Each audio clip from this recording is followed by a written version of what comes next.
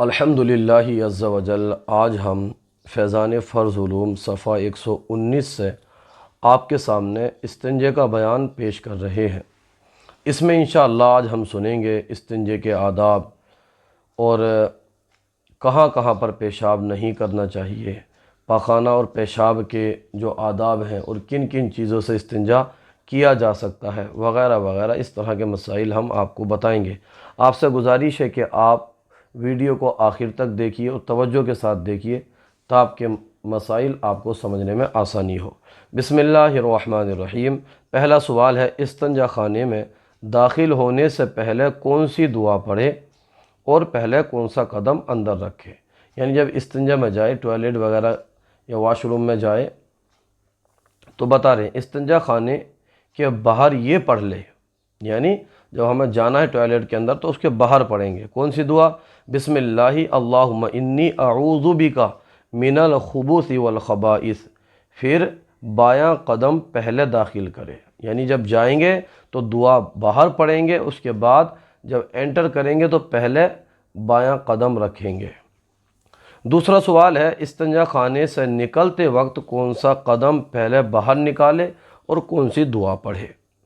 تو اس کا جواب ہے، نکلتے وقت پہلے دایاں پاؤں باہر نکالے اور نکل کر یہ دعا پڑھے، الحمدللہ الذی اذھب عنی ما یؤذینی وامسک علی ما علی ما ینفعنی۔ یہ دعا بھی ہمیں نکلنے کے بعد باہر پڑھنی ہے۔ تیسرا سوال ہے، استنجا کے وقت قبلے کی طرف منہ یا پیٹھ کرنا کیسا ہے؟ نہایت اہم سوال ہے۔ جواب ہے، پاخانہ پیشاب کرتے وقت یا طہارت کرنے میں نہ قبلے کی طرف منہ ہو اور نہ پیٹھ، اور یہ حکم عام ہے، چاہے مکان کے اندر ہو یا میدان میں ہو۔ اگر بھول کر قبلے کی طرف منہ یا پشت کر کے بیٹھ گیا تو یاد آتے ہی فوراً رخ بدل لے، اس میں امید ہے کہ اس کے لیے مغفرت فرما دی جائے۔ سوال نمبر 4 ہے، کیا بچے کو پاخانہ یا پیشاب کرواتے وقت اس کا منہ بھی قبلے کی طرف نہیں کر سکتے؟ جواب، بچے کو پاخانہ پیشاب کروانے والے کو مکروہ ہے کہ اس بچے کا منہ قبلے کو ہو، یہ کروانے والا گناہ گار ہوگا۔ جی ہاں، نہیں کر سکتے، کیونکہ بچے تو ناسمجھ ہوتے ہیں، ان میں اتنا شعور نہیں ہوتا ہے، تو یہاں پر والدین کو توجہ کی حاجت ہے کہ وہ بچوں کا بھی منہ اور پیٹھ قبلے کی طرف نہ ہو، اس بات کی احتیاط رکھیں۔ سوال نمبر 5 ہے، پیشاب اور پاخانہ کرتے وقت چاند اور سورج کی طرف منہ اور پیٹھ کرنا کیسا ہے؟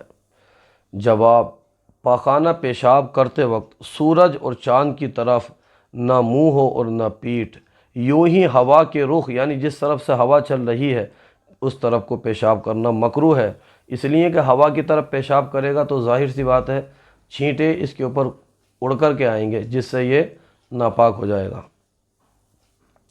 کس کس جگہ پیشاب اور پاخانہ کرنا مکروہ ہے؟ انتہائی اہم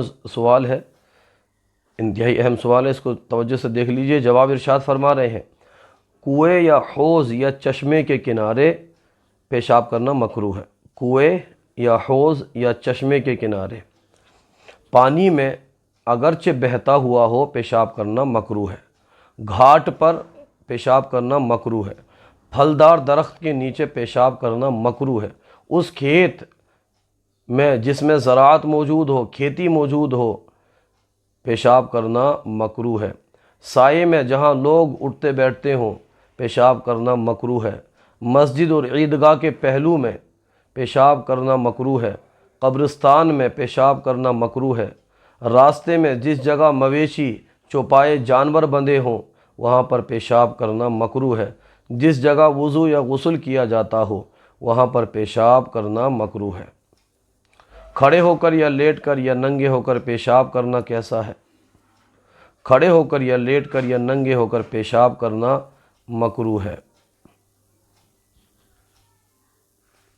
پیشاب اور پاخانے کے آداب کیا ہیں؟ پیشاب اور پاخانے کے آداب کیا ہیں؟ ننگے سر پاخانہ پیشاب کو جانا یا اپنے ہمراہ ایسی چیز لے جانا جس پر کوئی دعا یا اللہ و رسول یا کسی بزرگ کا نام لکھا ہوا ہو ممنوع ہے۔ یوں ہی کلام کرنا مکروہ ہے، بات کرنا مکروہ ہے۔ جب تک بیٹھنے کے قریب نہ ہو کپڑا بدن سے نہ ہٹائے اور نہ حاجت سے زیادہ بدن کھولے، پھر دونوں پاؤں کشادہ کر کے بائیں پاؤں پر زور دے کر بیٹھے اور کسی مسئلہ دینی میں غور نہ کرے کہ یہ باعث محرومی ہے، اور چھینک یا سلام یا اذان کا جواب زبان سے نہ دے، اور اگر چھینکے تو زبان سے الحمدللہ نہ کہے، دل میں کہہ لے، اور بغیر ضرورت اپنی شرمگاہ کی طرف نظر نہ کرے، اور نہ اس نجاست کو دیکھے جو اس کے بدن سے نکلی ہے، اور دیر تک نہ بیٹھے کہ اس سے وباسیر کا اندیشہ ہے، اور پیشاب میں نہ تھوکے، نہ ناک صاف کرے، اور نہ بلا ضرورت کھنکارے، اور نہ بار بار ادھر ادھر دیکھے، نہ بیکار بدن چھوئے، نہ آسمان کی طرف نگاہ کرے، بلکہ شرم کے ساتھ سر جھکائے رہے۔ جب فارغ ہو جائے تو مرد بائیں ہاتھ سے اپنے آلہ کار کو جڑ کی طرف سے سر کی طرف سونتے کہ جو قطرے رکے ہوئے ہیں نکل جائیں، پھر داہنے ہاتھ سے پانی بہائے اور بائیں ہاتھ سے دھوئے، اور پانی کا لوٹا اونچا رکھے کہ چھینٹیں نہ پڑیں۔ پہلے پیشاب کا مقام دھوئے، پھر پاخانہ کا، اور طہارت کے وقت پاخانہ کا مقام سانس کا زور نیچے کو دبا کر ڈھیلا رکھے، یعنی پاخانے کا مقام سانس کا زور نیچے کو دبا کر رکھے اور ڈھیلا رکھے پاخانے کے مقام کو، اور خوب اچھی طرح دھوئے کہ دھونے کے بعد ہاتھ میں بو باقی نہ رہ جائے۔ پھر کسی پاک کپڑے سے پونچھ ڈالے، اور اگر کپڑا پاس نہ ہو تو بار بار ہاتھ سے پونچھے کہ برائے نام تری رہ جائے۔ اگر وسوسے کا غلبہ ہو تو رومالی وغیرہ پر پانی چھڑک لیں۔ یہ ہے استنجے کے آداب۔ مزید اگر جاننا چاہتے ہیں تو ہم سے رابطہ کریں انشاءاللہ، اور بھی اس کے آداب ہیں۔ کیا ڈھیلوں سے استنجا کرنا ضروری ہے؟ آگے یا پیچھے سے جب نجاست نکلے تو ڈھیلوں سے استنجا کرنا سنت ہے، اور اگر صرف پانی سے ہی طہارت کر لی تو بھی جائز ہے، مگر مستحب یہ ہے کہ ڈیلے لینے کے بعد پانی سے طہارت کرے۔